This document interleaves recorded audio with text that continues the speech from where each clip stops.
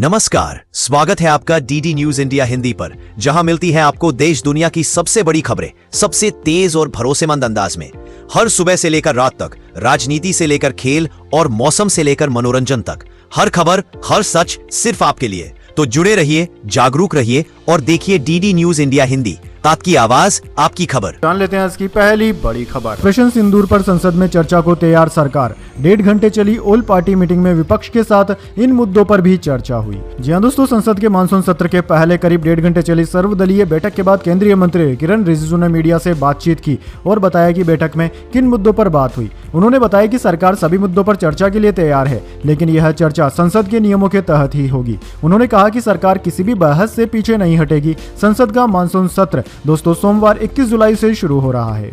चलिए दोस्तों, जान लेते हैं अगली खबर। स्कूलों में बच्चों के आधार कार्ड अपडेट करने की है प्लानिंग। UIDAI शुरू करेगा नया अभियान। 7 करोड़ बच्चों का बायोमेट्रिक अपडेट होगा। जी हाँ दोस्तों, unique identification authority of India उदय बच्चों के आधार कार्ड को अपडेट करने के लिए स्कूलों में अभियान शुरू करने की प्लानिंग कर रही है। दरअसल दोस्तों, देश भर में 5 साल से ऊपर के लगभग 7 करोड़ बच्चों के आधार में बायोमेट्रिक डेटा, उंगलियों के निशान, आंखों की स्कैनिंग और फोटो अपडेट किया जाएगा। यह काम स्कूलों में माता पिता की सहमति से होगा। यह अभियान 2 महीने के अंदर शुरू किया जा सकता है। चलिए दोस्तों, जान लेते हैं अगली खबर। छांगुर के करीबी करोड़पति बाबू को ATS ने पकड़ा। राजेश उपाध्याय बलरामपुर कोर्ट में तैनात। लखनऊ से पुणे तक प्रॉपर्टी। जी हाँ दोस्तों, यूपी ATS ने धर्म परिवर्तन गैंग के मास्टरमाइंड जलालुद्दीन उर्फ छांगुर बाबा के सहयोगी राजेश उपाध्याय को गिरफ्तार कर लिया है। ATS ने उसे लखनऊ के चिन्हट से पकड़ा। दरअसल दोस्तों, वह बलरामपुर कोर्ट में क्लर्क है। उस पर छांगुर बाबा को कोर्ट स्तर से मदद दिलाने और फंडिंग का आरोप है। राजेश छांगुर बाबा का 6ठा सहयोगी है जिसे गिरफ्तार किया गया है। चलिए दोस्तों, जान लेते हैं अगली खबर। अहमदाबाद प्लेन क्रैश, उड्डयन मंत्री ने US मीडिया रिपोर्ट्स को किया खारिज। बोले AAIB जांच पर रखें भरोसा। जी हाँ दोस्तों, केंद्रीय नागरिक उड्डयन मंत्री राम मोहन नायडू ने रविवार को एक बार फिर पश्चिम मीडिया के उस नैरेटिव की आलोचना की जिसमें अहमदाबाद में हुए एयर इंडिया विमान हादसे के लिए पायलटों को जिम्मेदार ठहराने की कोशिश की गई थी। दरअसल दोस्तों, केंद्रीय मंत्री ने कहा कि उन्हें हवाई दुर्घटनाओं की जांच करने वाली केंद्रीय agency air accident investigation bureau AAIB पर पूरा भरोसा है। केंद्रीय मंत्री ने अहमदाबाद विमान दुर्घटना की जांच कर रही AAIB द्वारा अपने प्रारंभिक रिपोर्ट में उजागर किए गए तथ्यों की सराहना की है। चलिए दोस्तों, जान लेते हैं अगली खबर। इंडोनेशिया में लोगों से भरे जहाज में लगी आग, जान बचाने समुद्र में कूदे लोग, 3 की मौत, 280 लोग सवार थे। जी हाँ दोस्तों, इंडोनेशिया के उत्तरी सुलावेसी प्रांत में रविवार दोपहर KM बार्सिलोना VA नाम के एक यात्री जहाज में ताली में द्वीप के पास भीषण आग लग गई। हादसे में 3 लोगों की मौत की खबर है। दरअसल दोस्तों, जहाज में 280 यात्री सवार थे, जिनमें से लगभग 150 यात्रियों को सुरक्षित बचा लिया गया, जबकि 100 से ज्यादा लोग लापता हैं। इनकी तलाश जारी है। आग के तेजी से फैलने के कारण अपनी जान बचाने के लिए कई यात्री समुद्र में भी कूद गए थे। चलिए दोस्तों, जान लेते हैं अगली खबर। आप सरकार चलाइए, निशांत को सौंपे JDU की कमान, उपेंद्र कुशवाहा की नीतीश कुमार को सलाह। जी हाँ दोस्तों, राष्ट्रीय लोक मोर्चा के अध्यक्ष उपेंद्र कुशवाहा ने मुख्यमंत्री नीतीश कुमार के बेटे निशांत को अपना उत्तराधिकारी घोषित करने और JDU का नेतृत्व उन्हें सौंपने का आग्रह किया। उन्होंने निशांत को उनके जन्मदिन पर शुभकामनाएं प्रेषित करते हुए नीतीश कुमार से कहा कि पार्टी की जवाबदेही के हस्तांतरण के विषय पर उन्हें समय रहते ठोस फैसला लेना चाहिए। चलिए दोस्तों, जान लेते हैं अगली खबर। सऊदी अरब के स्लीपिंग प्रिंस का हुआ निधन। 20 साल से कोमा में थे। 15 साल की उम्र में लंदन में हुआ था एक्सीडेंट।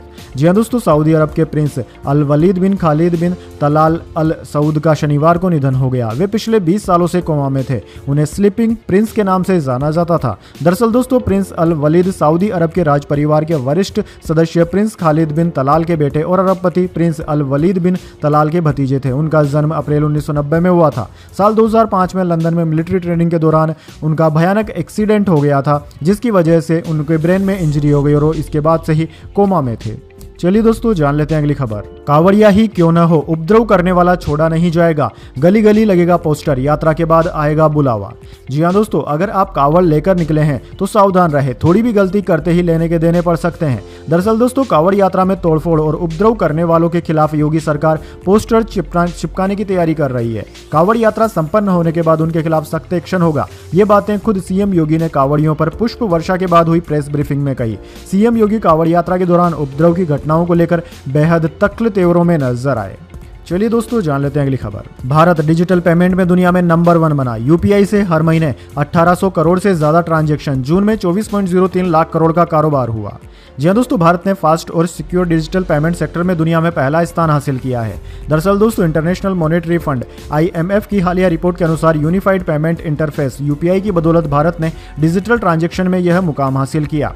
दरअसल दोस्तों, 2016 में national payments corporation of India NPCI द्वारा शुरू किया गया यूपीआई आज देश में पैसे के लेन देन का सबसे आसान और पॉपुलर तरीका बन चुका है। चलिए दोस्तों जान लेते हैं अगली खबर। आवाज नीचे रखो, मुंबई पुलिस से बदतमीजी पड़ गई भारी। शरद पवार के पोते और MLA रोहित पवार के खिलाफ FIR दर्ज। जी हां दोस्तों, NCP विधायक रोहित पवार के खिलाफ आजाद मैदान पुलिस स्टेशन में FIR दर्ज कराई गई है। NCP विधायक जितेंद्र आह्वान के समर्थक नितिन देशमुख की गिरफ्तारी पर रोहित पवार ने आपत्ति जताई थी। आरोप है कि गिरफ्तारी को लेकर NCP के प्रमुख शरद पवार के पोते रोहित पवार की शुक्रवार को मुंबई के आजाद मैदान पुलिस थाने में एक पुलिसकर्मी के साथ तीखी बहस हो गई थी। पवार के इस रवैये को सरकारी काम में बाधा डालने की कोशिश करार देते हुए FIR दर्ज कराई गई है। चलिए दोस्तों जान लेते हैं अगली खबर। चीन ने ब्रह्मपुत्र नदी पर डैम बनाना शुरू किया। इंडियन बॉर्डर के पास यह दुनिया का सबसे बड़ा बांध। अरुणाचल प्रदेश के मुख्यमंत्री बोले ये वाटर बम है। जी दोस्तों, चीन ने तिब्बत में ब्रह्मपुत्र नदी, चीन में यारलुंग नाम से जानी जाने वाली नदी पर दुनिया का सबसे बड़ा हाइड्रो पावर डैम बनाना शुरू कर दिया है। शनिवार को चीन के प्रधानमंत्री ली क्वांग ने इसकी शुरुआत की। AFP की रिपोर्ट के अनुसार इस डैम प्रोजेक्ट को बीजिंग ने दिसंबर 2024 में मंजूरी दी थी। ये बांध चीन के न्योंगची शहर में बनाया जा रहा है। इसकी कुल लागत करीब 167.8 अरब डॉलर यानी कि 12 लाख करोड़ रुपए बताई गई है। चलिए दोस्तों जान लेते हैं अगली खबर। HR के साथ रोमांटिक वीडियो में दिखे CEO का इस्तीफा। कोल्ड प्ले कॉन्सर्ट में वायरल हुआ एंडी बायरन का वीडियो। कंपनी अफेयर की जांच भी करेगी। जी हां दोस्तों, कोल्ड प्ले कॉन्सर्ट में HR हेड के साथ रोमांस करते दिखाई देने वाले टेक कंपनी एस्ट्रोनॉर्मर के CEO एंडी बायरन ने इस्तीफा दे दिया है। बायरन का HR हेड क्रिस्टिन केबार्ड के साथ वीडियो वायरल होने के बाद कंपनी से शनिवार को उन्हें छुट्टी पर भेज दिया था। दरअसल दोस्तों, एंडी बायरन की जगह कंपनी के को-फाउंडर और चीफ प्रोडक्ट ऑफिसर पीट डेयाज को अंतरिम CEO नियुक्त किया गया है। चलिए दोस्तों जान लेते हैं अगली खबर। गुजरात के जूनागढ़ में पत्नी को भूले शिवराज सिंह चौहान। रास्ते में याद आया तो 22 गाड़ियों के काफिले के साथ वापस लौटे। साधना वेटिंग रूम में बैठी मिली। जी हां दोस्तों, केंद्रीय कृषि मंत्री शिवराज सिंह चौहान शनिवार को जूनागढ़ में एक दिलचस्प जल्दबाजी कर बैठे। दरअसल दोस्तों, वे पत्नी साधना सिंह को छोड़कर 22 गाड़ियों के काफिले के साथ जूनागढ़ से राजकोट की ओर रवाना हो गए। अब दोस्तों 1 किलोमीटर दूर पहुंचते ही उन्हें ख्याल आया कि पत्नी तो साथ में है ही नहीं। काफिला तुरंत यू टर्न लेकर मूंगफली शोध केंद्र लौटा, जहां साधना सिंह प्रतीक्षालय में बैठी हुई थी। चलिए दोस्तों जान लेते हैं अगली खबर। 7.4 मैग्नीट्यूड के भूकंप से हिला रशिया। खतरनाक सुनामी का अलर्ट, लगातार आए 3 झटके। जी हां दोस्तों, रविवार की सुबह रूस के लिए अच्छे संकेत लेकर नहीं आई। दरअसल दोस्तों, यहाँ के सुदूर पूर्वी कामचटका क्षेत्र के तट के पास 6.6 तीव्रता का शक्तिशाली भूकंप आया। यह जानकारी German research centre for geoscience GFZ ने दी है। जब तक इस झटके से इलाका संभल पाता, उससे पहले ही भूकंप का दूसरा झटका आ गया, जो इससे भी तेज था। इस पर भी हालात काबू में ही थे, लेकिन जब तीसरा झटका आया तो माहौल बदल गया। यूरोपीय भूमध्य सागरीय भूकंपीय केंद्र ने बताया कि भूकंप 7.4 तीव्रता का था, जो पहले से भी अधिक शक्तिशाली था। इसे देखते हुए अमेरिकी सुनामी केंद्र ने हवाई और रूस दोनों के लिए सुनामी वॉच चेतावनी जारी कर दी है। चलिए दोस्तों जान लेते हैं अगली खबर। कांग्रेस बोली पहलगाम सीज फायर पर मोदी जवाब दे। सर्वदलीय बैठक में कहा मानसून सत्र में यह मुद्दा उठाएंगे। रिजिजू बोले संसद चलाना सबकी जिम्मेदारी है। जी हां दोस्तों, सोमवार से शुरू हो रहे संसद के मानसून सत्र के पहले रविवार को सभी दलों की बैठक हुई। कांग्रेस सांसद गौरव गोगोई ने कहा कि इस सत्र में हम पहलगाम हमले, सीमाओं पर संघर्ष, डोनाल्ड ट्रंप का सीज फायर दावा, बिहार में विशेष गहन पुनर्निरीक्षण SIR जैसे मुद्दों को उठाएंगे। प्रधानमंत्री सरकार के प्रमुख होते हैं, उनकी नैतिक जिम्मेदारी है कि वे संसद के जरिए इन मुद्दों पर देश को जानकारी दें। वहीं दोस्तों, संसदीय कार्य मंत्री किरेन रिजिजू ने कहा कि सदन चलाना सभी की जिम्मेदारी है। सरकार सभी मुद्दों पर चर्चा के लिए तैयार है। साथ ही डोनाल्ड ट्रंप के ऑपरेशन सिंदूर पर किए गए दावों पर भी उचित जवाब देगी। चलिए दोस्तों जान लेते हैं अगली खबर। राजस्थान के नागौर में सड़क पर मछलियां तैरी। काशी की कॉलोनियों में बाढ़। पटना में गंगा का लेवल बढ़ा। श्रीनगर NH पर देवल ब्रिज में लैंडस्लाइड। जी हां दोस्तों, राजस्थान में हो रही भारी बारिश आफत बन गई है। नागौर में तालाब भर गए और पानी बाहर आ गया। सड़क पर सैकड़ों मछलियां तैर रही है। वहीं पिछले 24 घंटे में बारिश के कारण अलग अलग हादसों में 7 लोगों की मौत हो गई। यूपी में लगातार बारिश से गंगा, यमुना और मंदाकिनी जैसी नदियां उफान पर है। इसके अलावा दोस्तों, काशी में 84 घाट डूबने के बाद अब गंगा का पानी 80 घाट की सड़क तक पहुंच गया। गंगा के साथ वरुणा नदी में भी बाढ़ है। उधर दोस्तों बिहार के कई नदियों का जलस्तर बढ़ने लगा है। पटना में गंगा नदी उफान पर है। इसके अलावा दोस्तों भारतीय मौसम विज्ञान विभाग ने कर्नाटक, बिहार, सिक्किम, बंगाल, केरल, तमिलनाडु, पुडुचेरी, उत्तरी दक्षिणी कर्नाटक और उत्तराखंड में कुमाऊं क्षेत्र के कुछ हिस्सों में आज भारी बारिश का अलर्ट जारी किया। इसके अलावा दोस्तों हिमाचल प्रदेश में कुल 141 सड़कें अभी भी बंद हैं। चलिए दोस्तों जान लेते हैं अगली खबर। मराठी बोलो या बाहर निकलो, मुंबई की लोकल ट्रेन में सीट को लेकर विवाद बढ़ने पर बोली महिला। जी हां दोस्तों, मुंबई की लोकल ट्रेन में एक बार फिर भाषा विवाद ने तूल पकड़ लिया।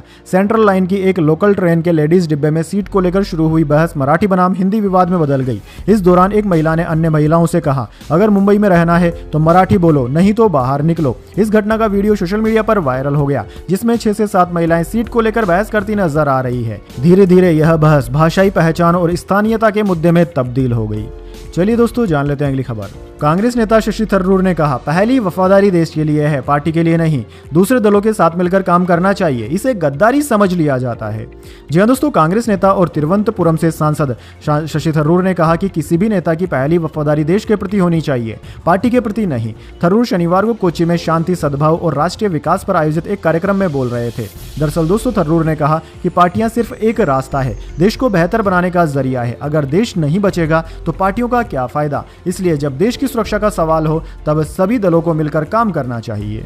चलिए दोस्तों जान लेते हैं अगली बड़ी खबर। 12 साल बाद चैंपियंस लीग T20 की वापसी, आईसीसी से मंजूरी मिली। सितंबर 2026 में आयोजित होगी। 2027 से WTC में लागू होगा 2 टायर सिस्टम।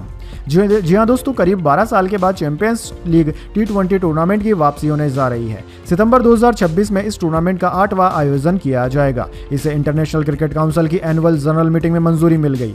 दरअसल दोस्तों रिपोर्ट के अनुसार आईसीसी ने 8 मेंबर्स का वर्किंग ग्रुप भी बनाया है, जो 2027 के बाद का क्रिकेट शेड्यूल तय करेगा। इसमें आईसीसी के नए CEO संजोग गुप्ता भी शामिल होंगे। यह group ICC chairman Jay Shah को अपनी रिपोर्ट देगा। चलिए दोस्तों जान लेते हैं इसके बाद अगली बड़ी खबर, लेकिन उससे पहले मेरी आपसे छोटी सी रिक्वेस्ट है, अगर दोस्तों आपको अभी तक हमारी न्यूज़ पसंद है तो इसे एक छोटा सा लाइक जरूर दे दीजिए। चलिए जान लेते हैं अगली खबर। बांग्लादेश में जमात-ए-इस्लामी पार्टी ने रैली निकाली, राजधानी ढाका में शक्ति प्रदर्शन किया, यूनिस सरकार से निष्पक्ष चुनाव की मांग की। जी हां दोस्तों, बांग्लादेश की इस्लामिक पार्टी जमात-ए-इस्लामी ने शनिवार को राजधानी ढाका में विशाल रैली कर अपनी राजनीतिक ताकत का प्रदर्शन किया। इस रैली में लाखों समर्थक जुटे। माना जा रहा है कि यह प्रदर्शन अगले साल होने वाले आम चुनाव को ध्यान में रखते हुए किया गया है।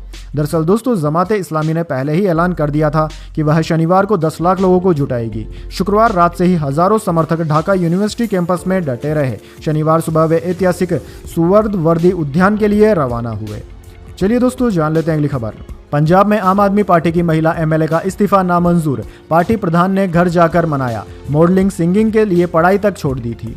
जी हां दोस्तों, पंजाब में आम आदमी पार्टी ने खेरड़ से महिला MLA अनमोल गगन मान का इस्तीफा नामंजूर कर दिया। उनके इस्तीफे और राजनीति छोड़ने के ऐलान के 24 घंटे के भीतर पार्टी के प्रदेश प्रधान अमन अरोड़ा मान के घर पर पहुंचे। इसके बाद अरोड़ा ने कहा कि मान से पारिवारिक माहौल में मुलाकात हुई। पार्टी ने विधायक पद से उनका इस्तीफा नामंजूर करने का फैसला किया है, जिसे उन्होंने स्वीकार कर लिया। उन्होंने उनसे पार्टी और क्षेत्र की प्रगति के लिए मिलकर काम करते रहने का आग्रह किया।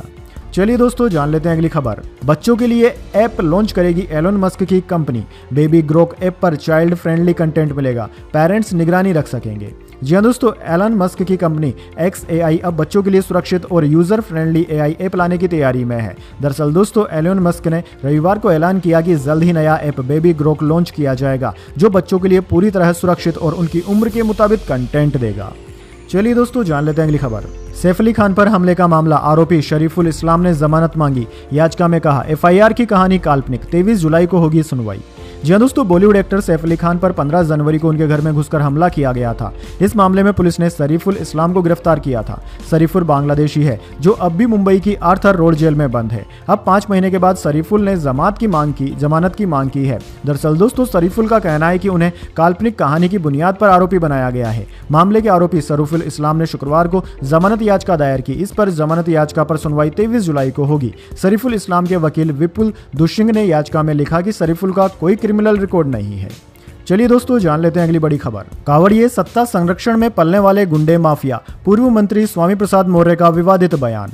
जी हां दोस्तों, अपनी जनता पार्टी के राष्ट्रीय अध्यक्ष और पूर्व कैबिनेट मंत्री स्वामी प्रसाद मौर्य ने कांवड़ियों को लेकर एक विवादास्पद बयान दे दिया, जिससे उत्तर प्रदेश की सियासत में हलचल मच गई है। दरअसल दोस्तों पूर्व मंत्री स्वामी प्रसाद मौर्य ने कांवड़ियों को सत्ता संरक्षण में पलने वाले गुंडे और माफिया तक कह दिया। अपनी जनता पार्टी के प्रदेश स्तरीय बैठक में स्वामी प्रसाद मौर्य ने कहा कि ये कांवड़िए नहीं है, क्योंकि इनका आराध्य भोला भाला है तो भक्त हिंसक कैसे हुआ। उन्होंने कहा कि कांवड़िए सत्ता संरक्षण में पलने वाले गुंडे माफिया हैं जो अराजकता फैला रहे हैं। कांवड़िए के भेष में ये पूरे प्रदेश में कानून की धज्जियां उड़ा रहे हैं। चलिए दोस्तों, जान लेते हैं अगली खबर। भारत चीन सीमा पर शांति के संकेत। चीनी राजदूत ने कैलाश मानसरोवर यात्रा को लेकर कह दी बड़ी बात। जी हाँ दोस्तों, भारत में चीन के राजदूत शू फेंगहोंग ने कहा है कि भारत चीन सीमा की स्थिति अब स्थिर है और दोनों देश अब सीमा प्रबंधन और नियंत्रण से जुड़े नियमों पर चर्चा के लिए तैयार हैं। उन्होंने कहा कि 4 साल से सैन्य गतिरोध के बाद अब दोनों पक्ष रिश्ते में सुधार की दिशा में कदम आगे बढ़ा रहे हैं। राजदूत शू ने कहा कि कैलाश मानसरोवर यात्रा को दोबारा शुरू करने की योजना तैयार है। उनका मानना है कि इस यात्रा की बहाली से भारत और चीन के संबंधों को नई ऊर्जा मिलेगी और जन स्तर पर विश्वास बहाल होगा। वैसे दोस्तों, आपको क्या लगता है, अगर इस तरह की यात्राएं होती रहती है तो दो देशों के बीच में विवाद कम होता है या नहीं? चलिए दोस्तों, जान लेते हैं अगली खबर। पाकिस्तानी डिप्टी प्रधानमंत्री ने आतंकी संगठन टीआरएफ का बचाव किया। बोले, पहलगाम हमले में शामिल होने के सबूत दिखाओ। जी हां दोस्तों, पाकिस्तान के डिप्टी प्रधानमंत्री और विदेश मंत्री इशाक डार ने पहलगाम हमले में शामिल आतंकी संगठन द रेजिस्टेंस फ्रंट टीआरएफ का बचाव किया है। संसद में दिए गए अपने बयान में डार ने कहा कि पाकिस्तान टीआरएफ को अवैध संगठन नहीं मानता और भारत या अमेरिका टीआरएफ की संलिप्तता का ठोस सबूत पेश करे। पहलगाम हमले में टीआरएफ का हाथ है, इसका सबूत दिखाए। टीआरएफ ने जिम्मेदारी ली है, ये दावा साबित करे। हम बिना सबूत के आरोप नहीं मानेंगे। चलिए दोस्तों, जान लेते हैं अगली खबर। भारत इंग्लैंड चौथे टेस्ट से पहले अंशुल कंबोज को टीम में शामिल किया गया। इंडिया ए में खेल चुके हैं पेसर आकाशदीप और अर्शदीप के चोटिल होने के बाद बदलाव। जी हां दोस्तों, दाएं हाथ के तेज गेंदबाज अंशुल कंबोज को आकाशदीप और अर्शदीप सिंह के कवर के तौर पर भारतीय टीम में शामिल किया गया है। दरअसल दोस्तों, भारत और इंग्लैंड के बीच में खेले जा रहे 5 मैचों की टेस्ट सीरीज का चौथा मुकाबला 23 जुलाई से ओल्ड ट्रैफर्ड में शुरू होगा। भारत सीरीज में 1-2 से पीछे है। आकाशदीप कमर में पीठ दर्द से जूझ रहे हैं। वे इंग्लैंड के खिलाफ दूसरे और तीसरे टेस्ट मैच में खेले थे, जबकि बाएं हाथ के तेज गेंदबाज अर्शदीप ने अभी तक टेस्ट डेब्यू भी नहीं किया है। चलिए दोस्तों, जान लेते हैं अगली खबर। आधार से केवाईसी और भी आसान होगी। उदय नया सिस्टम लाने की प्लानिंग कर रहा। आधार नंबर और पर्सनल डिटेल्स नहीं देनी पड़ेगी। जी हां दोस्तों, unique identification authority of India Uday Aadhaar card से होने वाली केवाईसी यानी कि नो योर कस्टमर को और भी आसान, सुरक्षित और यूजर फ्रेंडली बनाने की प्लानिंग में है। दरअसल दोस्तों, नए बदलावों के बाद आपको बैंक अन्य सर्विसेज में आधार नंबर या पर्सनल डिटेल्स शेयर करने की जरूरत नहीं पड़ेगी। UIDAI QR कोड और PDF जैसे नए तरीकों को बढ़ावा दे रहा है। इससे आपकी बहुत सारी चीजें और भी आसान हो जाएगी। चलिए दोस्तों, जान लेते हैं अगली खबर। दिल्ली में इन्वेस्टमेंट और डिजिटल अरेस्ट स्कैम का हुआ पर्दाफाश। 3 साइबर ठग हुए गिरफ्तार। जी हां दोस्तों, देश की राजधानी दिल्ली और राजस्थान से पुलिस ने 3 ऐसे युवकों को गिरफ्तार किया है जो ऑनलाइन इन्वेस्टमेंट स्कीम और डिजिटल अरेस्ट जैसे हाईटेक स्कैम के जरिए लोगों को चूना लगा रहे थे। दिल्ली पुलिस की साइबर सेल ने द्वारका क्षेत्र में लगातार हो रही ठगी की शिकायतों के आधार पर यह कार्रवाई की है। दरअसल दोस्तों, न्यूज एजेंसी की एक रिपोर्ट के अनुसार गिरफ्तार आरोपियों की पहचान दीपक वर्मा, सुरेंद्र कुमार डूडी और हरियाणा के सिरसा निवासी राजवीर के रूप में हुई है, जिसे दिल्ली से पकड़ा गया। पुलिस के अनुसार दीपक वर्मा और राजवीर ऑनलाइन इन्वेस्टमेंट फ्रॉड में शामिल थे, जबकि सुरेंद्र डिजिटल अरेस्ट स्कैम में संलिप्त पाया गया। यह स्कैम आमतौर पर लोगों को यह कहकर डराने पर आधारित होता है कि उनका नाम किसी अपराध में है और उनसे तुरंत पैसे मांग लिए जाते हैं। तो ये थी आज की सबसे बड़ी और जरूरी खबरें। अगर वीडियो पसंद आया हो तो लाइक करें, देश और दुनिया की ताज़ा खबरों के लिए चैनल सब्सक्राइब करें और बेल आइकन दबाना ना भूलें ताकि कोई भी खबर आपसे छूट ना जाए। फिर मिलेंगे अगली रिपोर्ट में, तब तक के लिए नमस्कार। देखते रहिए DD न्यूज़ इंडिया हिंदी, जहां हर खबर है आपके साथ।